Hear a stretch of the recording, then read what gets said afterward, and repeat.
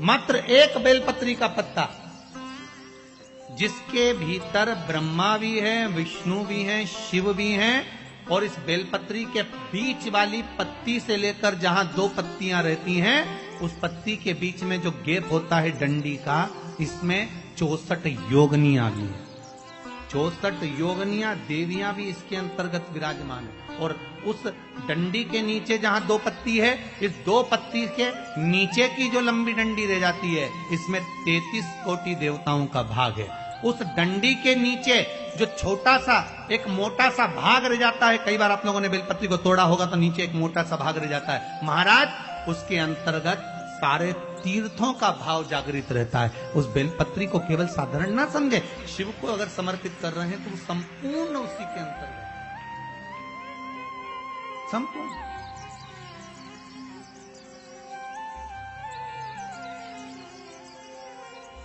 केवल आप लोगों ने बेलपत्र अगर कभी शिव जी पे चढ़ी हुई, हम तो कई बार निवेदन करते हैं कि आप उसका सेवन हफ्ते में एक बार, जिसको भी शुगर हो, बीपी हो, थायराइड हो, हफ्ते में एक बार शंकर जी पे चढ़ी हुई बेलपत्र अवधूतेश्वर महादेव के नाम से, कौन से महादेव? अवधूतेश्वर महादेव के नाम से खाना प्रारंभ कर देना चाहिए, हफ्ते में एक बार। और जिसके भी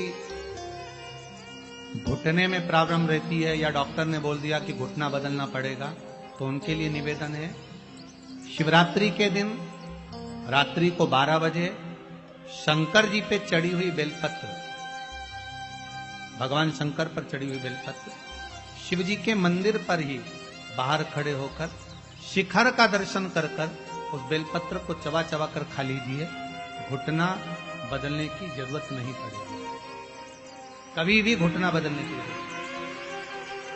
और कई लोगों ने प्रैक्टिकल करके देखा है, आपके बीच में ही लोग बैठे होंगे, बहुत सारे आपके भीतर बैठे होंगे। भगवान भूत भावन भूतेश्वर मेरा शंकर, मेरा कैलाशी, मेरा अविनाशी, मेरा शिव है। इस मृत्यु लोक का भी,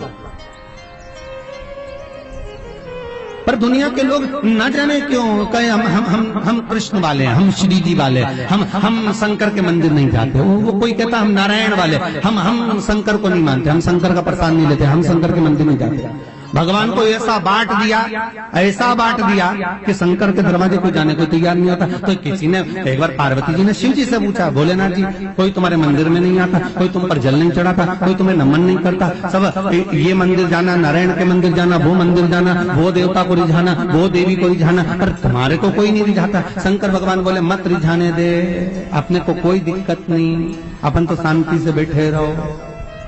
मेरे ससुर ने मुझे श्राप दिया है, दक्ष प्रजापति ने, ए शंकर मैं तुझे श्राप देता हूं कि तू शमशान में निवास करेगा। शंकर भगवान बोले उस दिन से मैं बड़ा प्रसन्न हूं, क्योंकि मैं शमशान में रहता हूं। आज किसी का भी भजन कर ले, चाहे ये राम कहे, चाहे ये कृष्ण कहे, चाहे देवी कहे, चाहे भक्त कहे, इसकी मर्जी पड़े, जितना देवी देवता पूछता फिरे, पर आखिरी में मरने के बाद तो मेरे पास आएगा ना, तब निपट लूंगा। बस उस दिन का इंतजार है। और जैसे ही मेरे पास आया, ऐसी लकड़ी में जलाऊंगा गीली कि 3 दिन ठंडा नहीं होने दूंगा। जिस पुराण को हम श्रवण करने के लिए बैठे हैं, ये पुराण कोई साधारण सा नहीं, इसको कोई साधारण सा ना समझे। भगवान शिव की जब कृपा होती है, करुणा होती है, दया होती है, तब जाकर कहीं आप भगवान शंकर की अविरल भक्ति और मुक्ति की पथ को निश्चित करने वाली शिव महापुराण की कथा श्रवण कर पाते। भगवान त्रिवरी देव महादेव, करुणा सागर भगवान शंकर, दया सागर, जिन्होंने आप सबको यहां पर आमंत्रित करा, कहीं भोले बाबा की दया और उदारता ही है जो पूरे शहर सीहोर में ऐसा कोई भवन नहीं है जिसमें आप लोग नहीं है, ऐसा कोई भवन नहीं जहां आप लोग हैं। और शहर तो शहर, पूरे नगर में, पूरे गांवों में, खेड़ों में, क्षेत्र में। और एक निवेदन आप सभी से, जितनी देर की कथा है आप लोग उसको स्मरण कर कर श्रवण करें और अपने जीवन को सार्थक बनाएं। बाबा देवादिदेव महादेव ने ये करुणा करी है, कृपा करी है, दया करी है, जिसको हम अपने जीवन में उतार। बस आपके आसपास में अगर कोई खड़ा हुआ हो, बोल रहा हो, तो उसके चरण पकड़कर आप उसको कहें कि थोड़ा शांत रहें, जिससे हम भगवान की जिस कारण आए, आप आए किस कारण से, आप किस लिए यहां पहुंचे हो, केवल उसके दो कारण हैं। एक बाबा देवादिदेव महादेव का प्रसाद स्वरूप रुद्राक्ष चाहिए और दूसरी शिव महापुराण की कथा चाहिए। केवल दो कारण हैं और इसके सिवाय कोई कारण आपके पास में है नहीं। कौन किसके यहाँ आता है जी, किसके बस का है? जो कोई आए जाए, किसके बस का? ये तो देव आदिदेव महादेव की करुणा, कृपा, दया, उदारता है, जिसके बल पर हम भगवान की अविरल भक्ति और मुक्ति का साधन शिव महापुराण कथा का रसास्वादन करते। शंभो शरणे मांगू घड़ी रे घड़ी, दुख काटो दया करी न दर्शन आपो। शंभो शरणे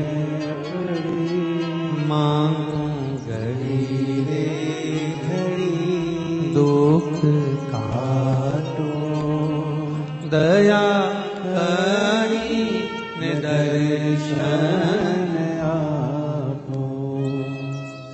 बाबा से केवल एक निवेदन, एक प्रार्थना और बाबा से केवल एक विनती, हमारे जीवन की एक सार्थक कि तेरा ही दिया मैंने खाया किया है, तेरा शुक्रिया है, तेरा शुक्रिया है। मुझे भोले बाबा ने बहुत दे दिया है, तेरा शुक्रिया है, तेरा शुक्रिया है। ये जायदाद दी है, औलाद दी है, मुसीबत में हर वक्त इमदाद दी है। तेरा ही दिया मैंने खाया पिया है, तेरा शुक्रिया है, तेरा शुक्रिया है। उसकी कृपा ना हो तब तक कोई कार्य हो ही नहीं सकता।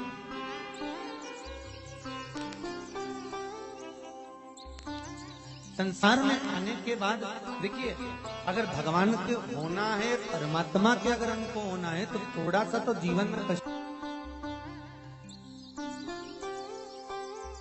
वैकुंठ चतुर्दशी का जो दिन है महाराज, इस दिन रात्रि को 11 बजे से लेकर 12:30 के बीच में दीपदान होता है और 14 दिए का दान होता है। इसमें 14 दीप दान,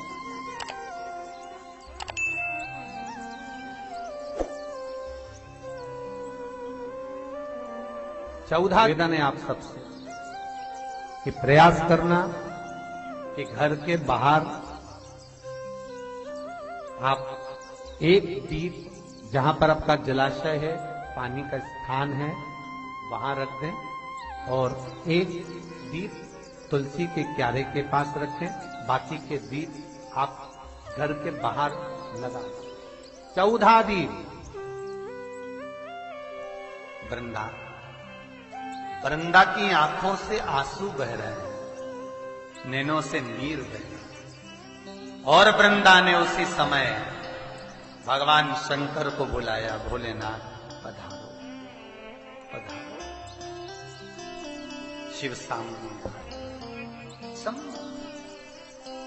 वृंदा, तेरे पति ने जो उपद्रव मचाया था, जहां जहां मंदिर देवालय तीर्थ व्रत सब खंडित कर दिए। जो ब्राह्मण पूजन करने बैठते थे तेरा पति जलंधर, उनके प्राणों को हर लेता है। वृंदा, कहीं किसी गांव में अगर भोजन और भंडारा होता था तो तेरा पति उसमें कुछ गलत पदार्थ मिला देता था। वृंदा, तेरे पति को मारना जरूरी था। वृंदा की आंख में आंसू भरे थे और वृंदा आंसू भरती भरती कहती है, भोलेनाथ, मैं ये भगवान विष्णु को श्राप देती हूं कि ये पत्थर के हो जाए, ये पत्थर के हो जाए।